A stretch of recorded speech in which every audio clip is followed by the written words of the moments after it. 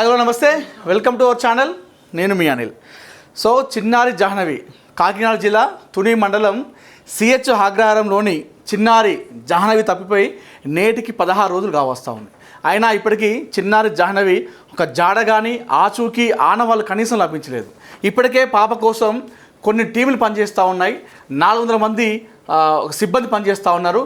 కొన్ని బృందాలుగా సుమారు 16 నుండి 20 బృందాలుగా విడిపోయి ఏదైతే అక్కడ ఆ పామాయిల్ తోట ఉందో దాంతోపాటుగా ఆ కొండ ప్రాంతంలో ఆ చుట్టుపక్కల మొత్తం కూడా వాళ్ళు జల్లడ పడుతూ ఉన్నారు. అయినా కూడా ఇప్పటికీ పాప ఆచూకీ ఆనవాళ్ళు లభించలేదు. అయితే ఏదైతే మొన్న మధ్యాహ్నం ఒక సీసీటీవీ ఫుటేజ్ రిలీజ్ అయింది.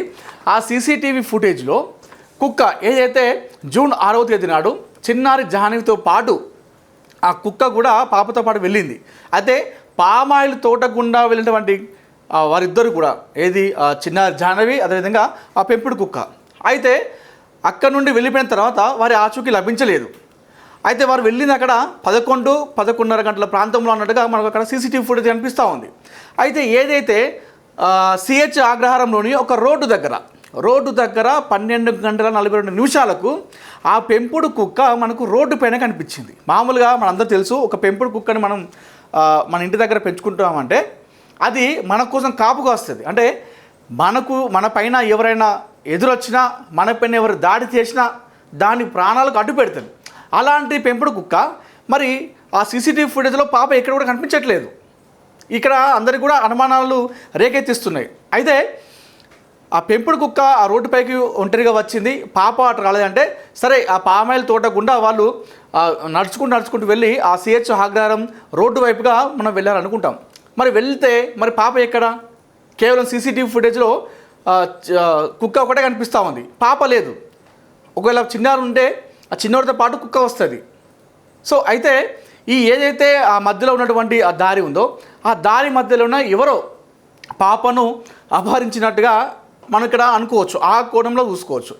దీంతో పాటుగా ఆ కుక్కని, అంటే మామూలుగా ఒక కుక్కని మనం సాదుకున్నప్పుడు మన పైన ఒక దాడికి వస్తే అది వారిపైన వెళ్తుంది. ఇప్పుడు ఎగ్జాంపుల్ చెప్దాం. ఇదే పాప 6వ తారీఖు నాడు తప్పిపోయినప్పుడు కొండ ప్రాంతంలో ఒక వ్యక్తి చూసినట్టుగా మనం చెప్పడం జరిగింది. ఆ వ్యక్తి ఆ పాప ఒక్కతే ఉందని చెప్పేసి వెళ్తున్న క్రమంలో ఆ కుక్క అతనిపైన దాడి చేయడానికి వచ్చింది.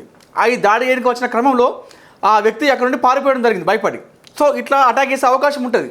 కానీ అక్కడ ఒక గ్రూప్ ఆఫ్ మెంబర్స్, అంటే కొంతమంది వ్యక్తులు ఉన్నట్టుగా తెలుస్తూ ఉంది, అంటే ఒక ముఠాలాగా ఉన్నట్టుగా తెలుస్తూ ఉంది. సో కొంతమంది ఒక 4-5 ఉండి ఆ కుక్కపైకి బెదిరించేసరికి ఆ కుక్క మరి పారిపోయి చిన్నారిని విడిచిపెట్టి ఈ రోడ్డుపైకి వచ్చిందా అనే కోణంలో కూడా చాలామంది అనుకుంటా ఉన్నారు. అయితే ఇలాంటి నేపథ్యంలో నిన్న తుని మార్కెట్లో ఇప్పుడు పాప తప్పిపోయినటువంటి సిహెచ్ అగ్రహారం ఏదైతే ఉందో ఆ మండలం తుని మండలంలో ఉంది, కాకినాడ జిల్లాలో. అయితే తుని మండలంలో నిన్న ఒక మహిళ దగ్గర ఒక చిన్నారి కనిపించింది, ఏడ్చుకుంటూ కనిపించింది. అయితే ఒక్కసారిగా అందరూ చిన్నారి జాహ్నవే అనుకున్నారు. జాహ్నవి వచ్చింది, జాహ్నవే కావచ్చు అని చెప్పేసి ఆ మార్కెట్లో, తుని మార్కెట్లో మహిళ దగ్గర ఒక చిన్నారి ఏడ్చుకుంటూ కనిపిస్తే ఆ మహిళ ఆ పాపను హక్కున చేర్చుకుని ఎత్తుకునేసరికి పాప ఏడుస్తూ ఉంది. ఏడ్చేసరికి ఆ తుని మార్కెట్ ఉన్నటువంటి చాలామంది పబ్లిక్ కూడా ఒక్కసారిగా పరిగెత్తుకుంటూ రావడం జరిగింది. ఎందుకంటే ప్రస్తుతం తుని మండలంలో ఆ చిన్నారి తప్పిపోయింది కాబట్టి ఆ జాహ్నవి పాపనేమో అనుకోని చెప్పేసి చాలామంది కూడా అక్కడికి వచ్చి ఆ మహిళ దగ్గర ఆరా తీయడం జరిగింది. సో అక్కడ తీరా చూస్తే ఆ మహిళ ఎత్తుకున్నటువంటి ఆ పాప అదేవిధంగా జాహ్నవి ఫోటో ఏదైతుందో ఈ రెండు కూడా టాలీ కాలేదు. అంటే జాహ్నవి వేరు, ఈ పాప వేరు. అదే అనూహ్యంగా ఒకే ప్రాంతంలో జాహ్నవి తప్పిపోయింది కూడా తుని మండలం. ఇప్పుడు ఈ పాప ఎవరైతే ఉన్నారో ఈ పాప జాహ్నవి పాప కాదు, వేరే ఒక పాప తప్పిపోయి ఆమె ఏడ్చుకుంటూ మార్కెట్లోకి వచ్చింది.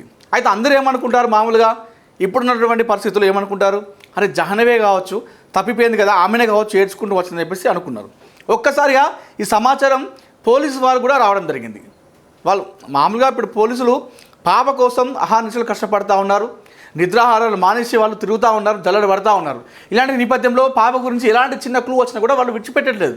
అయితే ఒక్కసారిగా తుని మండలంలోని మండల కేంద్రంలో ఉన్నటువంటి ఏదైతే మార్కెట్ ఉందో అక్కడ ఒక చిన్నారి కనిపించిందని చెప్పేసి అనగానే పోలీసులు కూడా ఒక్కసారిగా వెళ్ళడం జరిగింది. చుట్టుముట్టిరు ఆ ప్రాంతాన్ని అంతా కూడా. ఫేస్ చూసేసరికి అక్కడ ఈ పాప వేరే పాప, సో ఆ పాపను గుర్తించారు.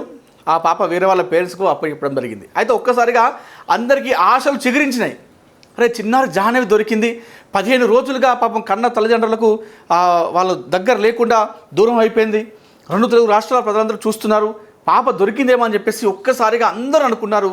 కానీ ఆ ఆశలు ఒక్కసారిగా అడియాశలు అయిపోయినాయి. అయితే ఆ చిన్నారి జాహ్నవి పాప కాదు. సో ఏది ఏమైనప్పటికీ కూడా ప్రస్తుతం చిన్నారి ఆచూకీ కోసం, ఆనవాళ్ళ కోసం, కనీసం ఆనవాళ్ళు దొరుకుతాయేమో అని చెప్పి చూస్తున్నారు. ఆచూకీ పక్కన పెట్టేద్దాం, ఆచూకీ కాదు, కనీసం ఏదో ఒక ఆనవాళ్ళు దొరకకపోతుందా అనేటువంటి కోణంలో ప్రస్తుతం పోలీసులు చూస్తూ ఉన్నారు. ఉన్నటువంటి ఏకైక ఆధారం కుక్క ఉండే, మా కుక్క కూడా చనిపోయింది. జూన్ 6న పాపతో పాటు వెళ్ళిపోయింది. 9వ తేదీ నాడు కుక్క మళ్ళీ ఇంటికి వచ్చేసింది. వచ్చిన తర్వాత 11, 12 తేదీల నాడు దానికి జీపీఎస్ ట్రాకర్ అమర్చి అడవి మొత్తం కూడా కుక్కని తిప్పించారు. అయితే తిప్పించినప్పటికి కూడా అది ఒక 10 కిలోమీటర్ల వరకు తిరిగింది. ఆ కుక్క మొత్తం తిరిగి వచ్చేసరికి దానికి ఆహారం లేక, సరైన నీళ్లు లేక అది చనిపోవడం జరిగింది ఆ కుక్క కూడా. అయితే పోలీసులకు ఉన్నటువంటి ఏకైక కీలక ఆధారం అది ఒక కుక్క మాత్రమే. ఆ కుక్క కూడా మరణించడంతో పోలీసులకు ఇది కేసు మరొకసారి ఒక సవాల్గా మారింది, ఛాలెంజ్గా మారింది. అయినప్పటికీ కూడా మొక్కవోని ధైర్యంతో పోలీసులు అక్కడ పాప కోసం వెతుకులాట ప్రారంభించారు. ఇలాంటి నేపథ్యంలో డిప్యూటీ సీఎం పవన్ కళ్యాణ్ అక్కడ ఉన్నటువంటి పోలీస్ శాఖకి ఒక ధైర్యంగా నిలిచాడు. ఎందుకంటే వెంటనే స్పందించాడు. మొట్టమొదటిసారిగా ప్రభుత్వం నుండి స్పందించిన వ్యక్తి డిప్యూటీ సీఎం. పాప ఆచూకీ కోసం ప్రభుత్వం నుండి మీకు ఎలాంటి సహాయమైనా అందిస్తాం, ఎలాంటి సహకారమైనా చేస్తాం, మా నుండి సపోర్ట్ మీకు పూర్తిగా ఉంటుంది, మీరు పాపను తీసుకొని రావాలి క్షేమంగా సురక్షితంగా అని చెప్పేసి ఇవ్వడంతో పోలీసులకు ఒక ఆశని చివురించింది.